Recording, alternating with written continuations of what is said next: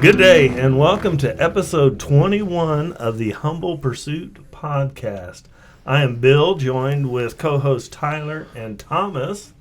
We are not on location today, at our normal location, that is, which is the farm. We are at the Salina Rescue Mission to talk with Chad Young. How are you today, sir? Doing great. Excellent. I guess I should ask you two, how are you two doing? Yeah, we're fine. It's not the first time you didn't really care. I really don't care. I don't care. We're here to talk about Chad. Don't make it about you.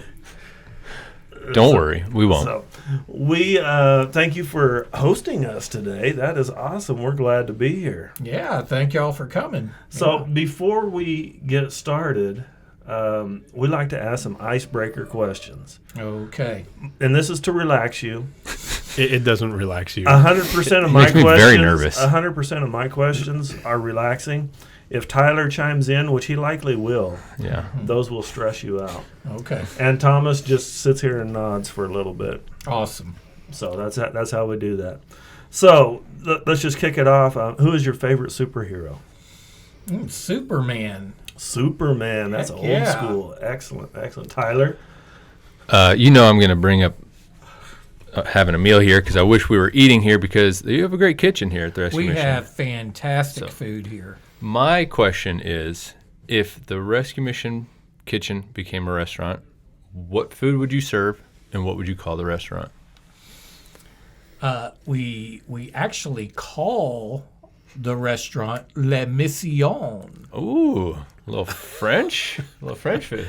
A lot Yeah, of butter, so, garlic. All right, The sounds food good. would be comfort food, but the title would be Le Mission. Okay, all right, head on over. Excellent. Who is your favorite Disney princess? Gosh. I guess Snow White. You are showing your age. Who's yours, Thomas? Aurora. Still Aurora? Still. And what about yours? Oh, we just watched Encanto, the new Disney one. She's a princess, but She's pretty awesome, but she sings a lot. we It's don't great. talk about Bruno here. We don't. No. No. We don't talk So we're going about to talk about So, Bruno. so you guys Chad. don't. So Chad. All right, Sorry. so Tyler, did you have another one? The Winter Olympics start this week. If you could be a Winter Olympian, what sport would you compete in? Snowboarding. Oh, downhill, half pipe. I don't know. There's probably some other stuff. I don't know, freestyle. Just jumping around. It looks like it would be fun to do all those flips in the air, though I don't think I could ever do that. So it just, we're just talking make-believe, so why not? All right. All Sounds right, good. and I'll close mine out with, if you had a boat, what would you name it? Oh, a boat. What would I name it? It depends on the boat.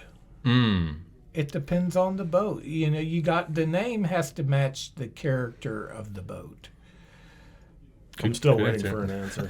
Just say your I'll mom's just- name I'll or your just- wife's I'll name. just- That's I'll kind just of sit what Bill would, wants you it to would say. be the SS Renee. Okay. SS all right. Renee. That's what he wanted. We have the nameless boat at my house That's not good luck.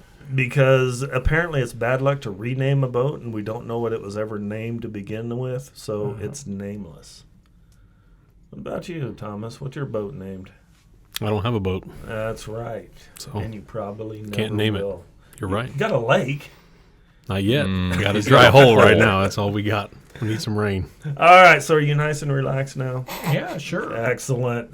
Tyler, did you have any other No, trivia questions?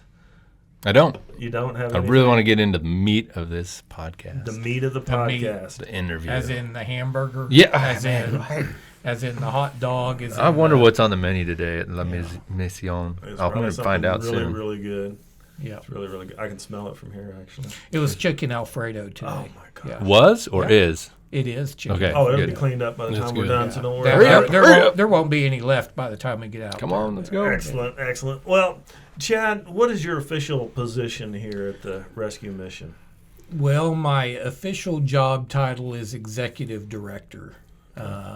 But for me, this is my ministry, so I really Yes, sir. kind of see myself as the head pastor of this ministry here. Super. So let's spend a little bit of time how did you get from the beginning of your life to this point? Where were you born at? I was born in Honolulu, Hawaii. Are you serious? A military brat? Yep. My Excellent. dad was in the Navy, and I got to live there for the first whopping 2 years of my life. Don't remember a single thing. Have never been back since, but would like to. But you're Hawaiian, is what I'm But I hearing. can Yeah. say, yeah, Okay, I cool. lived in Hawaii for 2 years. Do you claim half Hawaiian if anybody asks? Sure, And- why not? Excellent. Nobody ever asks. So.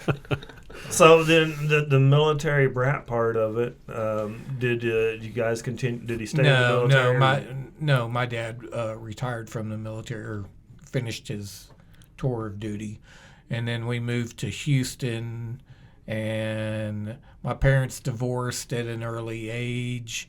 We did a lot of moving around. Mom remarried a guy. My family's originally from Mississippi, Meridian, Mississippi. And so we did a lot of moving back and forth between Texas and Mississippi growing up. We didn't really have any stability till probably around the age of 12. My brother and I, we used to have this thing where we would sit there and we would try to remember all the places that we lived and tried to keep count of how many times we moved. And I think by the time I was 12, I think we had moved 16 times or something like that. So we didn't have very much stability growing up. Around the age of 15, and when we settled, by the way, it was in the Dallas area. Now, you mentioned a brother. Did you have any other siblings? Or? I have a older brother and a younger sister. Okay. And it was around the age of 15 that, I'm finding that this is normal for boys to start going into rebellion and wanting to have freedom and explore the world and find their own place. And I had a lot of self-image issues. Was picked on a lot growing up by my brother and cousins, and so I didn't ever feel very good about myself. And so one of the things that I did trying to fit in, started drinking, started using drugs, looking for acceptance, and found it in a world that promised me a lot of good times and gratification, that delivered very temporary glimpses of it, and brought on a lot of heartache along the way. There was a guy that I used to know that he said, let me tell you what drugs and alcohol did for me. They took me further than I wanted to go, made me stay longer than I wanted to stay, Yes. made me spend more than I wanted to spend. It took a long time for me to realize that drugs and alcohol were not my friends. That's right. So And it did. It took me 17 years. Well, I'll take that back. It took me 17 years to finally surrender my life to Christ and find sobriety and start living a new life. But over the years, I went through stages. So that first stage, I was happy and content with what I was doing. Everybody else does it. There's nothing wrong with it. At first, the only thing that was wrong with it was my age. I was too young, and as soon as I get older, people will stop harassing me about this. You get to that magical age of 21, and finally, nobody can shame me about what I'm doing anymore, which is not true. And I just continued down that path, going deeper and deeper. When I was young, I wanted to be a rock star, right? I played guitar and, You know, I couldn't sing worth anything, but I played guitar anyways, and I wanted the whole MTV rock and roll lifestyle.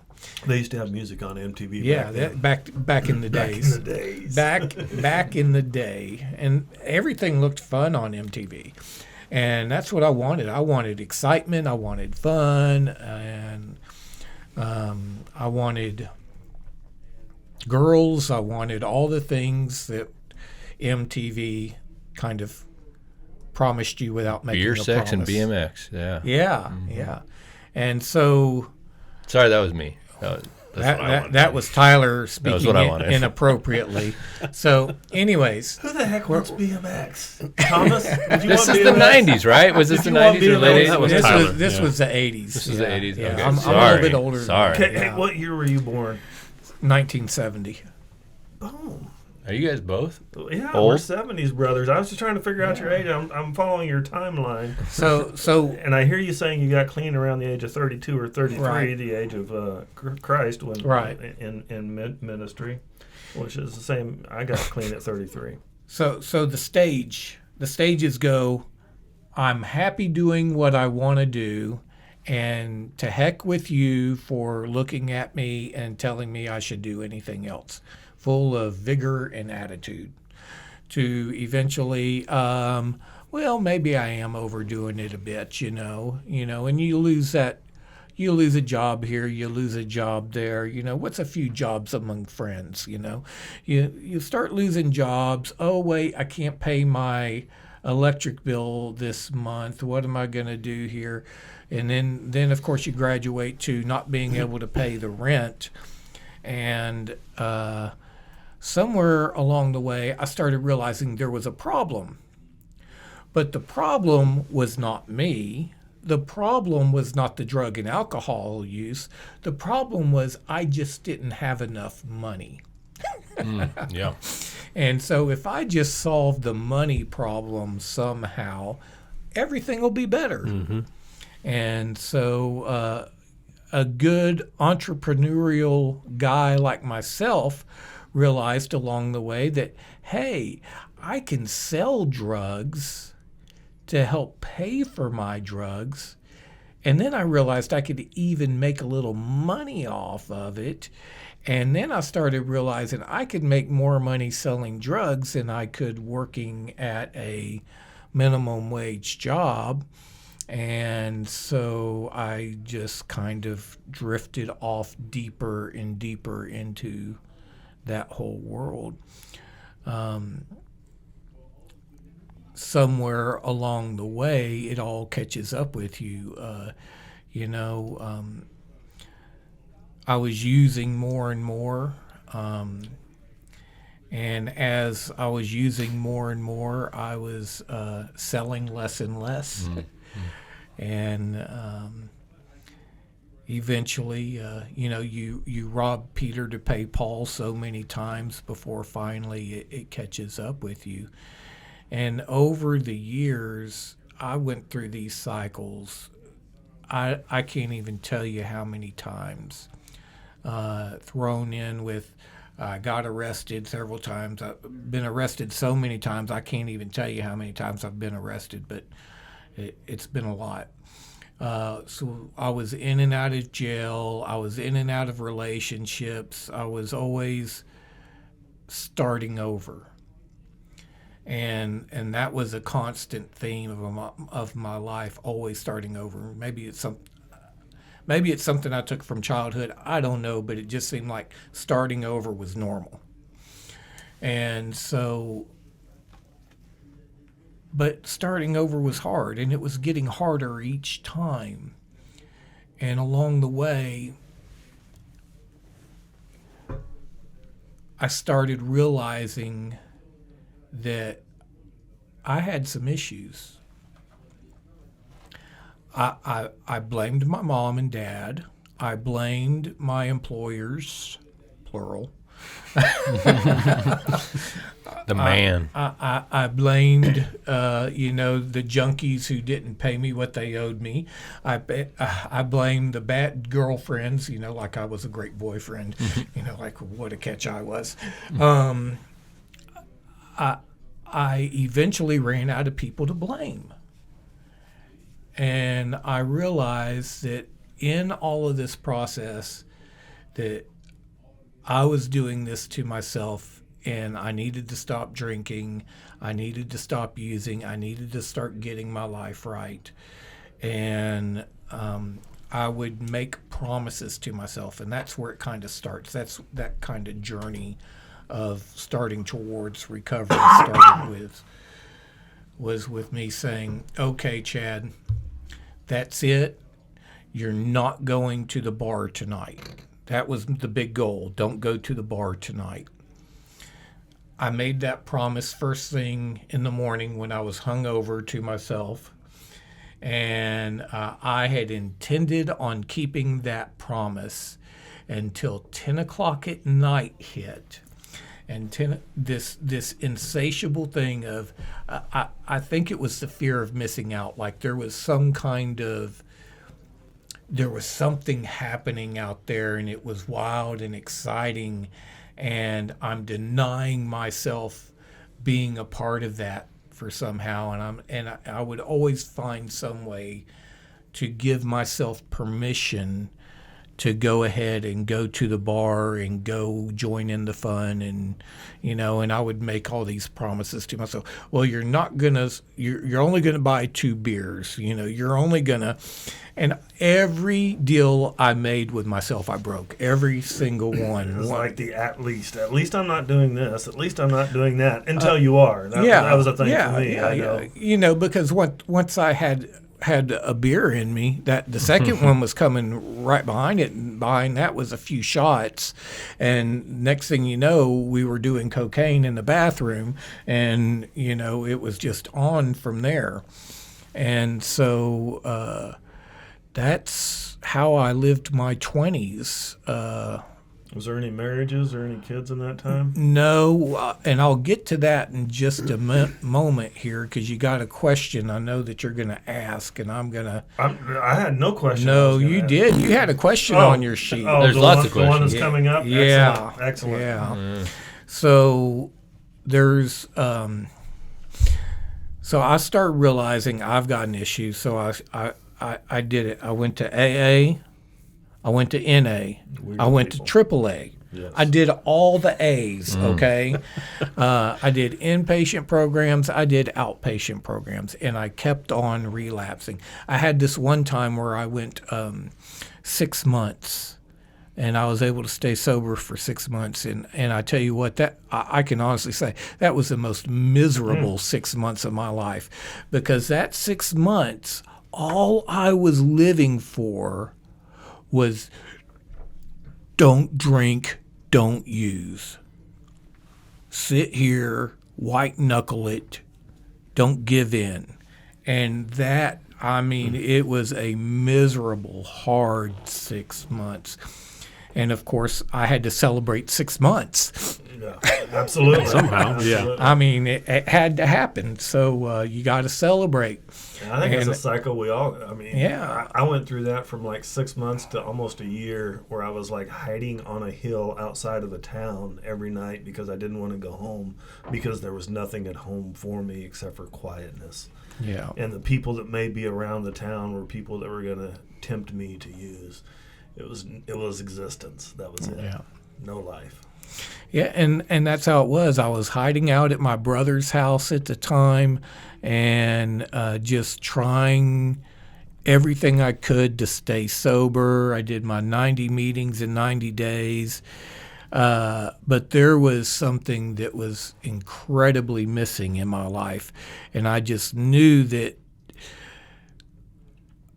whatever it was, I had not found it, and I was pretty darn sure I was just going to be a miserable soul for the rest of my life.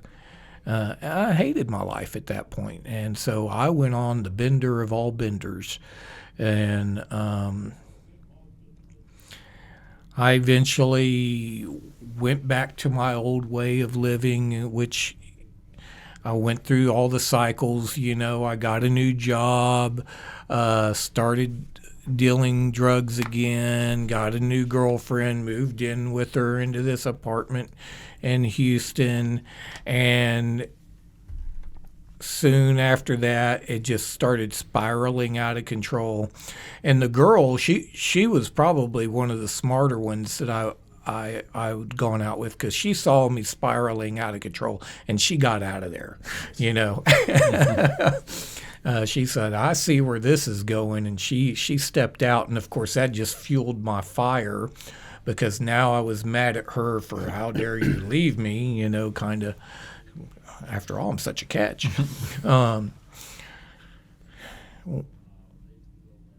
And I knew at that moment it was all coming to a head. I had two guys knocking at my door, both of them really ticked off with me because I owed both of them money, and a lot of money. And I didn't have it. Surprisingly not. Yeah. Well, that's another story. Anyways, everything was converging in, and here I was at the end of my rope, and I just got to that point to where all I wanted to do was kill myself. That was it. I didn't think there was any way out of it.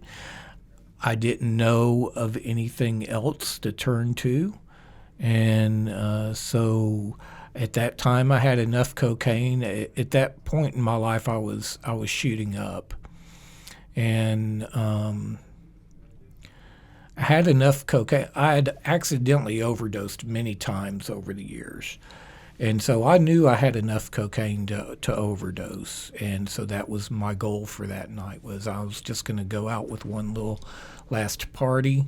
And as I was I should have coughed right. Yeah, please. Right on. Yes, right on time. As I'm getting ready to take this big old shot of cocaine and kill myself, I had this moment where I start thinking, okay, what's happening here? What's going on? I'm about to stick this needle in my arm, and it's all going to be over with. I wonder what dying's going to be like. I wonder if it's going to hurt. I wonder if it's going to be like just nodding off, going to sleep, and just never waking up. Or is there something after this life? You know, my mom did take me to church when we were growing up, and I had turned my back on it when I was 15. And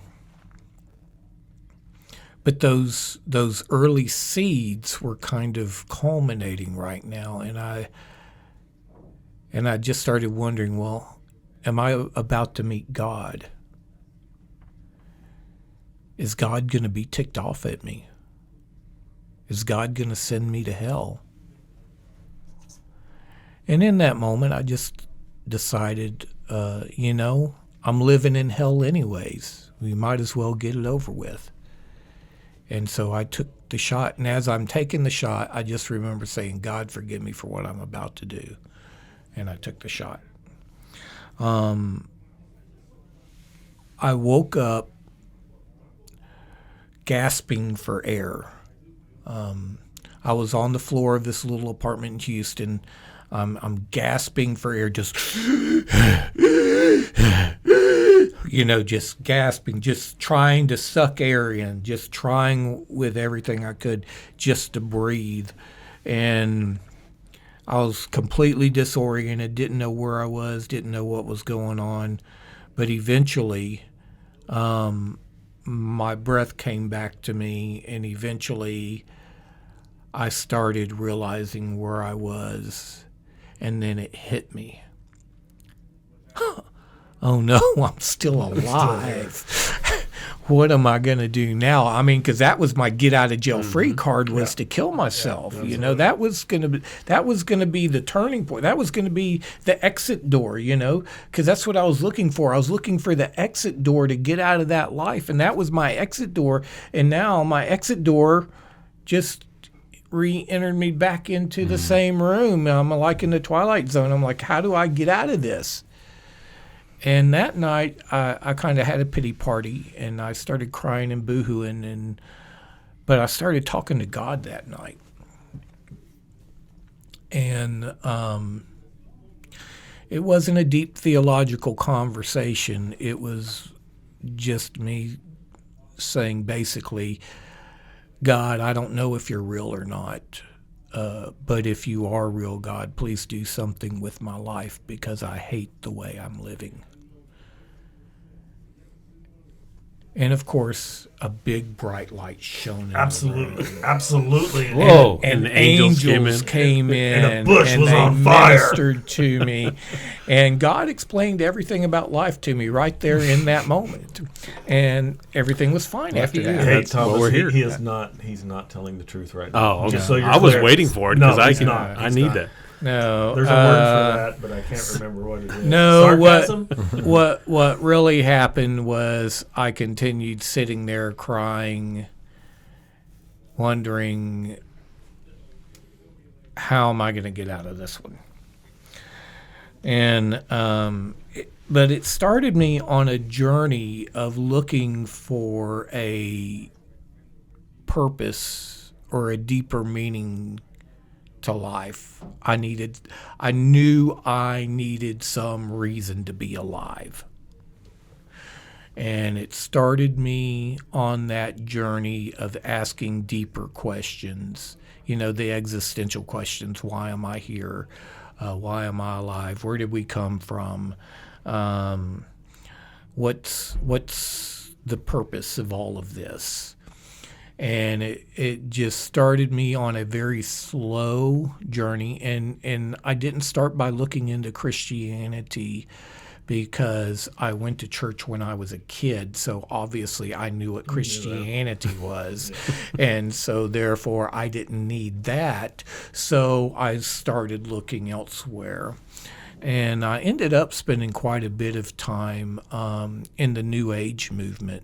The New Age movement was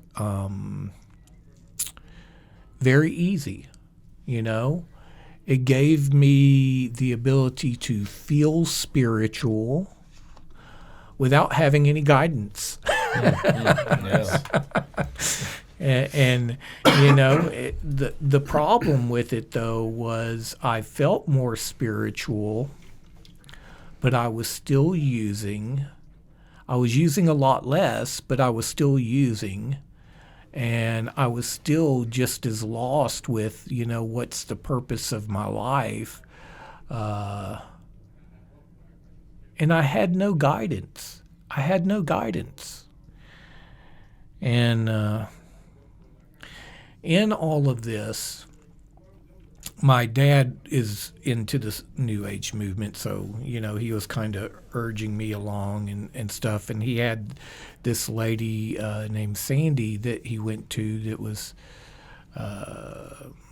for back of the word, kind of like a shaman, kind of worked on deeper spiritual New Age issues, did all this past life regression stuff and all that. And she gave me a book to read one day, and the book was on the power of the tongue. And the book was basically saying, hey, say positive things will happen to you. Say negative things will happen to you. But what was interesting about this book was it quoted the Bible as its source of authority. How God spoke the world into existence. And, Jesus says at one point, by your words you're justified, and by your words you're condemned. Now, granted, she was not trying to lead me to Christ, okay? And the message of the book was not what I would say a strong theological book in any stretch of the imagination. But what it did was it planted a seed in me.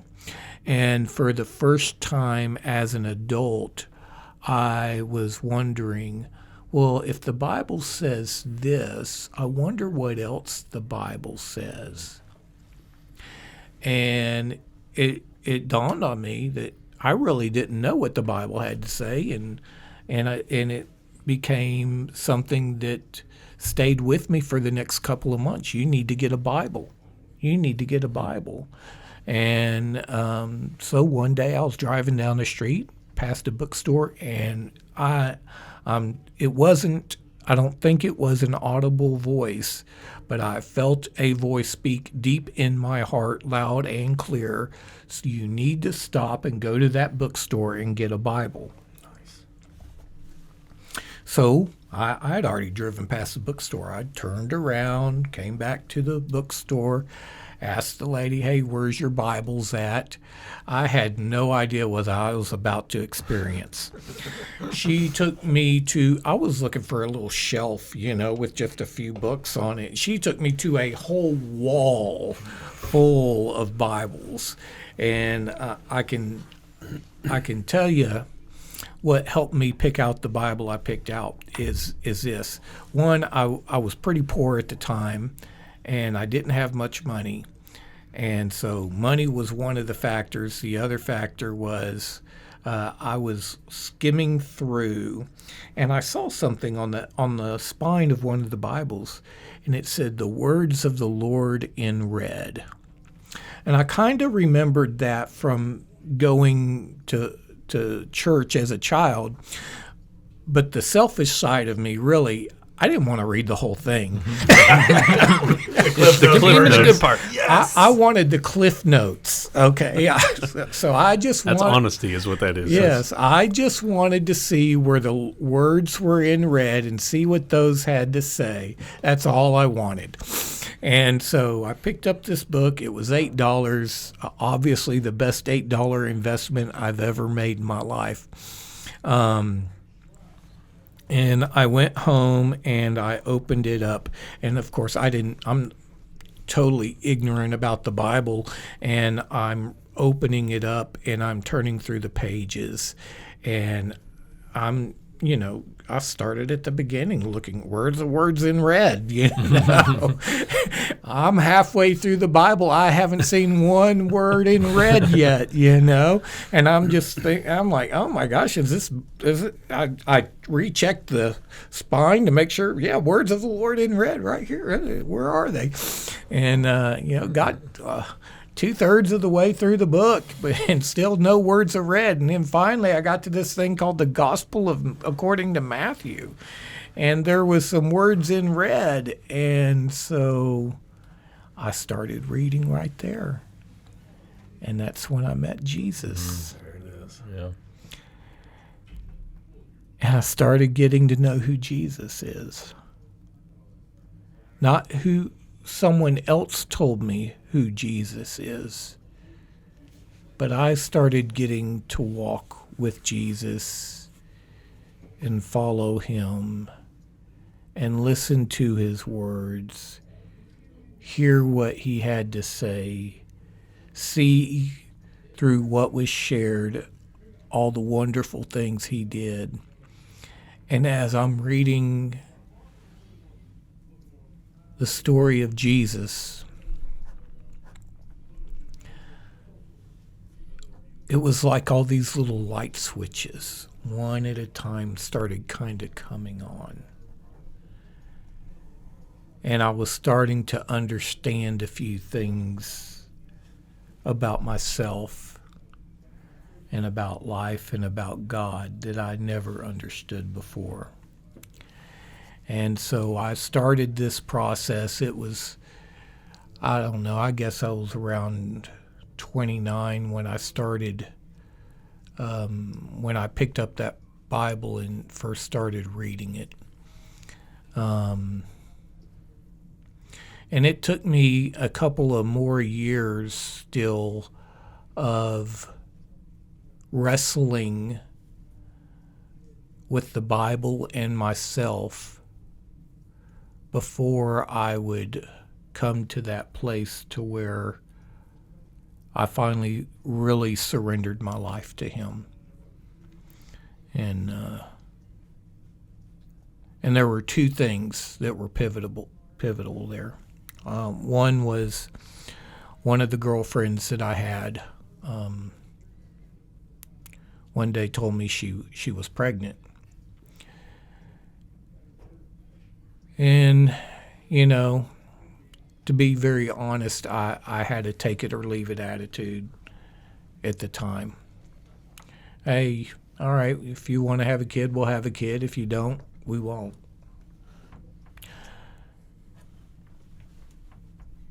And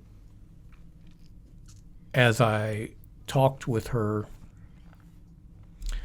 I quickly found out that maybe I was the dad and maybe I wasn't. And then she was gone. And I was angry once again, you know. And one day I got a knock at the door, and it was a police officer. And he was delivering some court papers to me. And he told me, "You're being sued for custody of a child." And I was, of course, taken back. I'm like, you know, what does this mean, you know? The long story short is she named me as the father, and she was about to give birth, and she had chosen to give the child up for adoption. And so the adoption agency was going ahead and suing me for custody of the child so that they could go through with the adoption. And my life was still kind of a mess then. I mean, I was a little bit better off, but it was still pretty much a mess. I was still scraping by. I was still drinking from time to time, still smoking pot from time to time.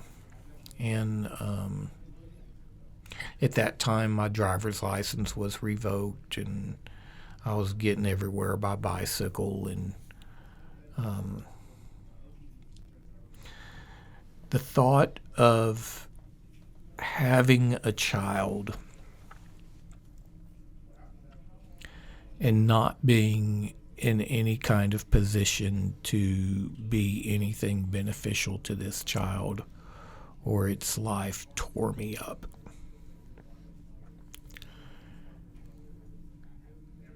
And I really wrestled with wanting to be a dad and step up to the plate, and struggling with the reality of my situation and circumstances.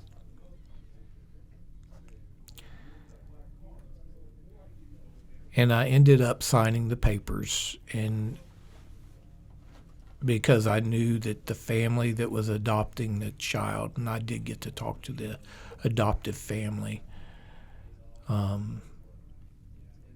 they were in a much better position to love this child, to take care of this child's needs more than I ever was, or could even imagine myself being. And I thought to myself, that's the most loving thing I can do, is give this child an opportunity for a better life. And so I signed the paperwork.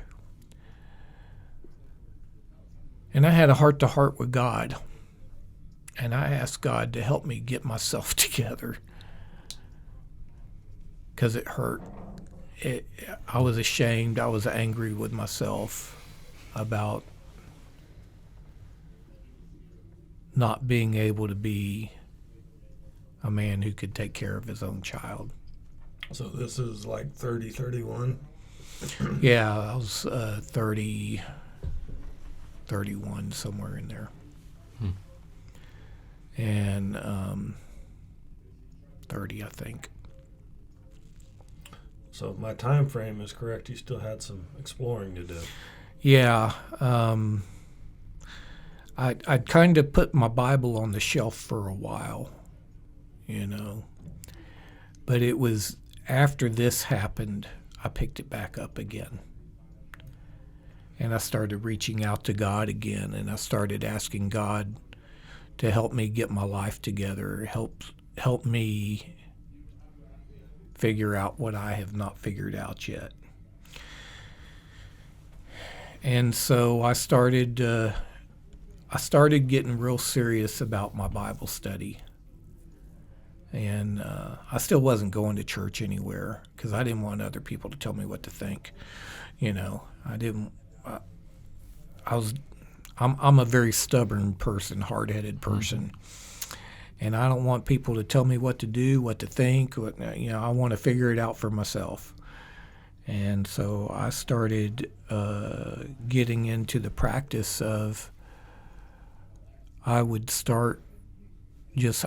get up, go to work, get home from work, make myself dinner, and I wouldn't turn on the TV. I would just sit there and read the Bible all night long and just look and ask questions. What does this mean, God? You know, and just really got deep into Bible study.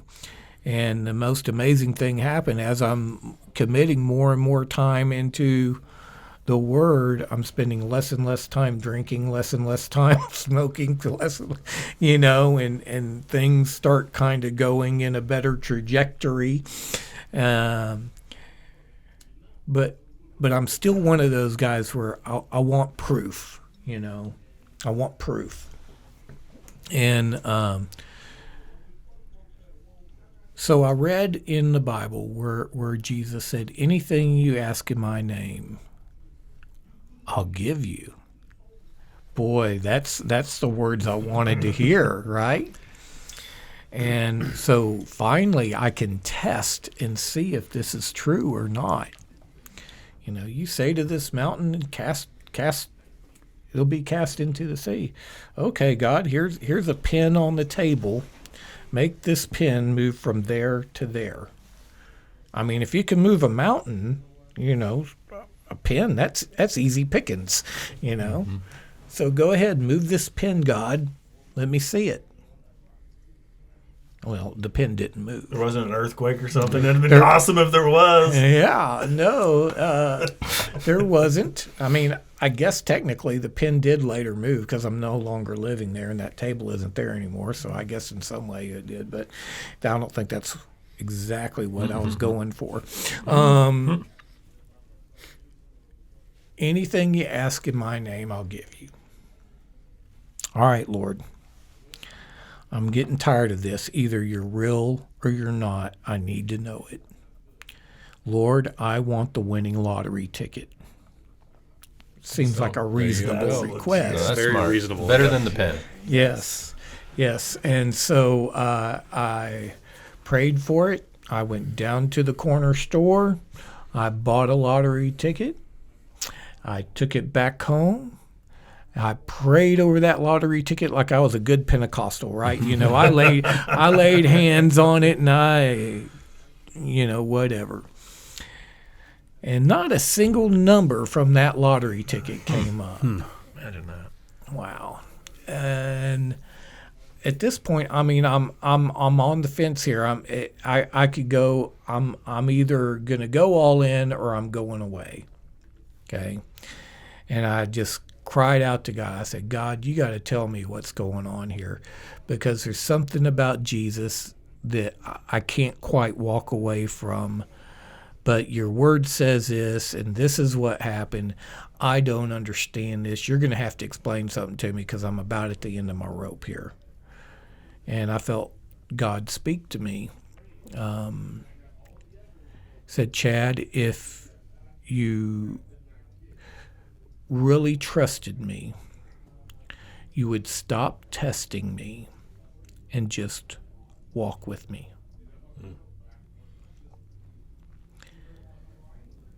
And that night, I got down on my knees and I just said, okay, Lord, I'm going to stop testing you. I'm just going to walk with you.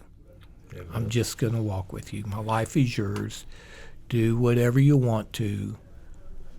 Let's just... It's yours, Lord. It's your responsibility. So are we to 32 now? Yeah, we're so this is where 31, 32, somewhere right in there. At 32, I think it was 31 there because at 32 I go back to college. Okay. I tell you what I think we're going to do here. Okay.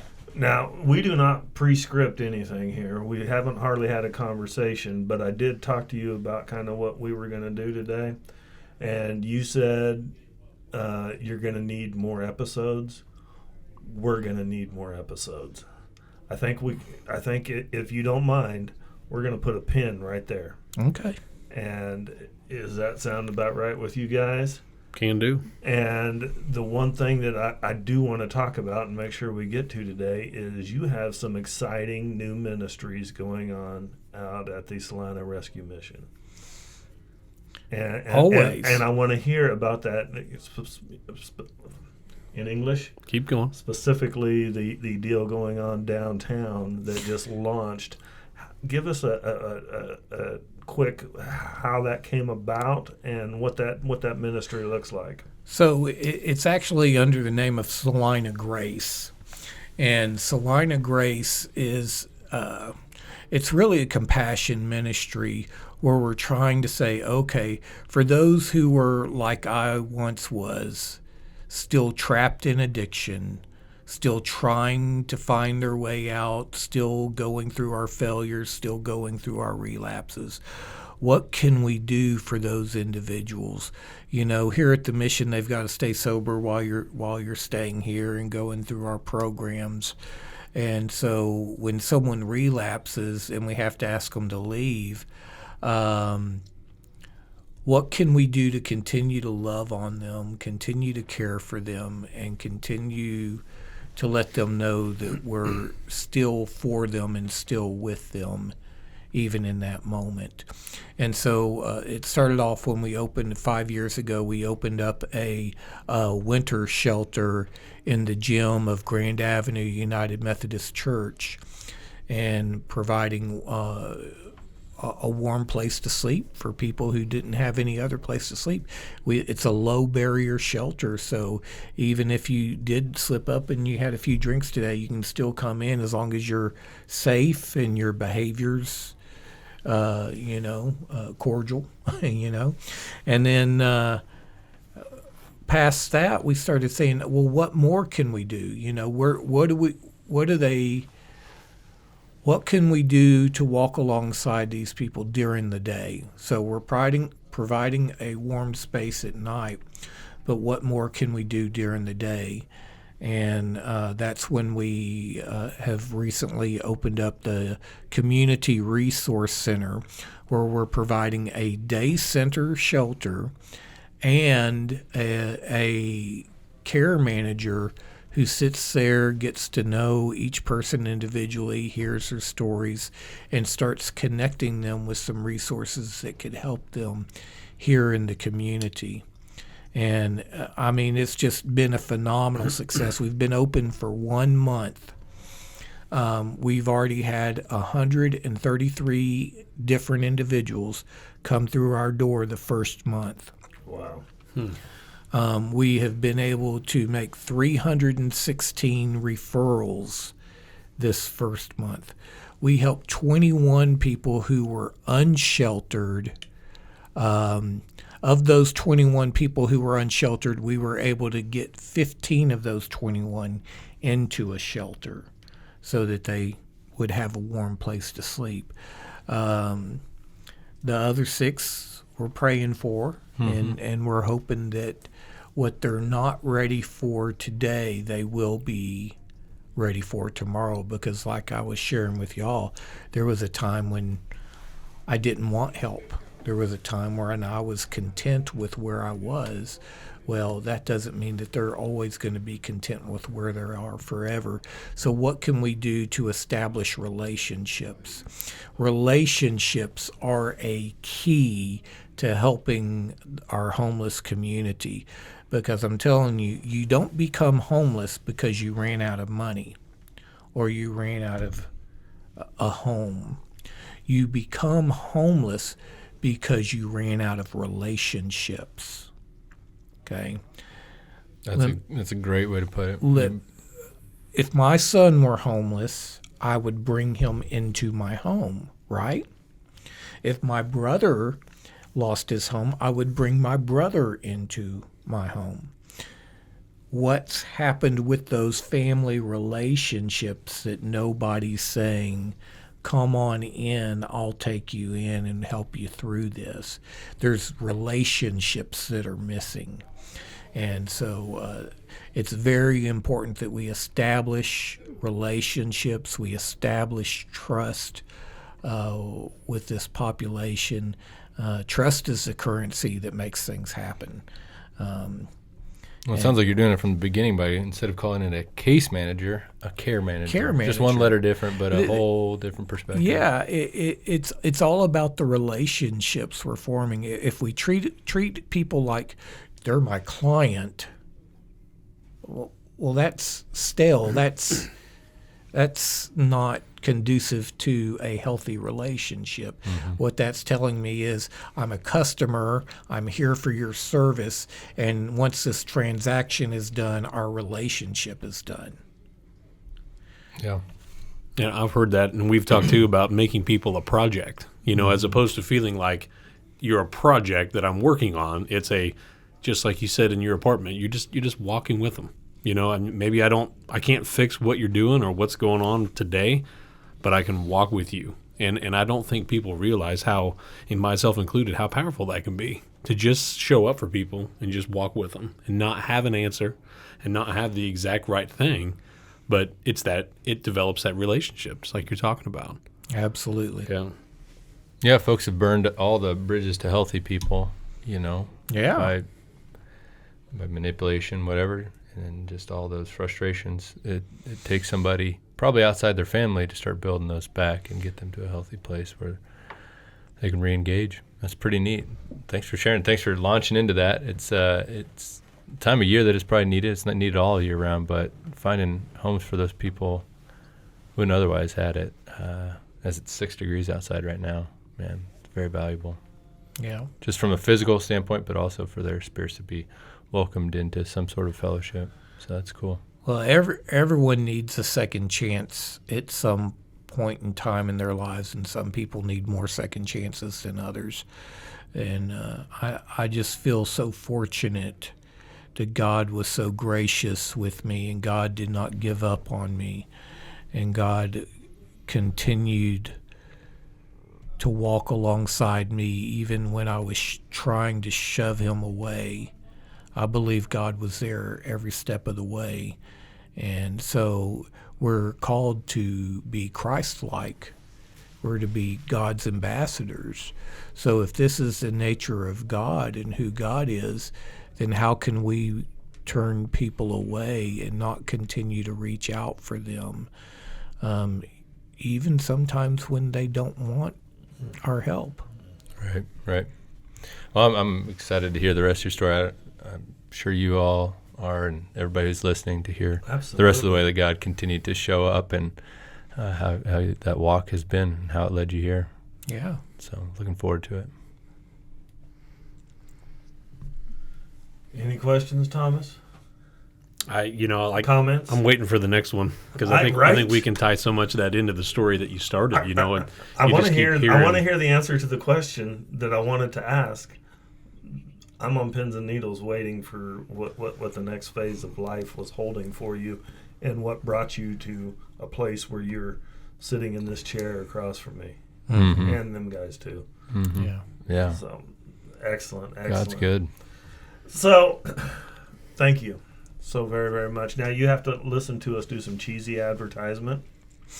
Okay. It's beefy advertisement. It's not cheesy. You don't have to listen, and it's not really advertisement. I like beef. Well, it's for dinner. And we are probably the only unsponsored sponsored podcast on on the Interweb. interwebs today. We have some good friends down in Hutchinson that about 2 years ago started a beef jerky company. And they started in the middle of a pandemic about 2 years ago. And as of today, they're in over 300 stores Wow. across Nebraska, Oklahoma, and Kansas. They've picked up 2 distributorships, so there's actually no telling how many stores they're actually in now. But Bo and Devin are the 2 guys' names. I talked with Bo today about it to see how he was doing. As an official bag count, unless you've purchased more, we're on bag 124 for us. I bought 2 more, so We're on bags 126 as a crew. And I don't want to expose too much, but there's more beef jerky on the way right now as good we news. speak. Well, as a guest, shouldn't I get some of this It's in the wonderful mail. beef jerky? You know what? Not till you're done, Chad. This As is a, just as part a 1. guest, part 2. when part 2 is done, there will be a taste testing event happen. And I can tell you from experience that the flavor hot is the best beef jerky that's on the market right now. Not everybody's right all the time. Yeah. It's all right. If you guys Pepper. want to Pepper. admit to being wrong part of the time, that's absolutely fine with They're me. all good. But they have cracked black pepper, teriyaki, sweet and spicy, bacon jalapeno, and they're original. It's all wonderful. It's all produced in Kansas, small batches, so they can control the quality of it. It's amazing dudes. Amazing dudes. If you want to check out their Facebook page, you can see them at Primal Jerky, or their website is www.feedonprimal.com. And we appreciate you listening. We have an internet presence ourselves. We're on Facebook, YouTube, and Twitter. Our Facebook page is at The Humble Pursuit Podcast. Our YouTube page is possibly The Humble Pursuit. I don't recall. There's not that many other. There's not that many. Twitter, it's at Humble Pursuit. I don't tweet very often, though. Yeah, if you You know need to what's look crazy? something up and see an Here's empty the- timeline, Here's look at the us craziest thing. You have the old man in the corner that is fairly computer illiterate. You have an IT guy here. online. Shame. His life is computers. And who has to do the computer work for the advertising? See, he's for us? IT enough to know not to be on social Yeah. media. Thank you. It's the last thing I want to spend time on, but anyway, go ahead. Sucker. Good job. Okay. But yeah, we're glad you're here. Does anybody have any closing thoughts? Any closing comments? The thing I've been thinking the whole time as you were talking is what an authentic story. It's not like, I think people sometimes think that if you reach out to God, that it's going to be this like. I mean, I've had some situations in my life. You've had some where they expect you to have this, like you said, this groundbreaking thing, and sometimes you just realize it's just one step in front of the other. 1 foot at a time, and just walking with Him, and that's real. And then you develop that relationship, and I think it ties in so well with the ministry here and the ministry that you're talking about downtown. In the parallels between your story getting to that place and what you're doing now, I love that. I'm anxious to see it come all the way back the next episode, but it's just reality. I mean, that's reality of having relationships with each other and having relationships with God, and it's just refreshing. You said it well. Let's bring it on. Let's bring it on. One thing that a word of encouragement that I really received from that. It's something that happened in my life, but you tell it so much more clear than I could. The spiritual awakenings and where God is meeting you at those bottoms. There was the needle getting ready to go in the arm, and there's God. Yeah. There was the bookstore where the Bible is, and there's God. Yeah. There was the custody papers and the court battle and whatever ensued, and there's God. God is there waiting. Mm-hmm. He's there, open arms, inviting you. And we're going to hear about the turn. Yes. We're going to hear about the turn, but man, I can relate to that desperation and hopelessness in those moments as well. Amen. So, Share with the guys. I've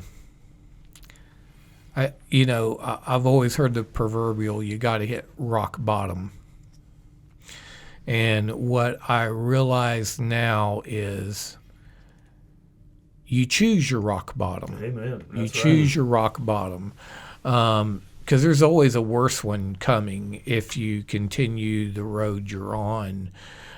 So why not let this rock bottom go ahead and be the rock bottom instead of going to find a deeper rock bottom? You I know? like that. Go ahead and let this one be the rock Yeah. bottom. Yeah. We can be done now. Yeah. We can be done now. That's okay. Yes. I like that. Absolutely. Absolutely. All right. Well, remember, never settle, never give up. Live life with urgency and to the fullest in abundance. Face your legacy every day, as the only day guaranteed is yesterday. For Tyler, Thomas, Chad, and myself, God bless. We're looking forward to having you back. We're out.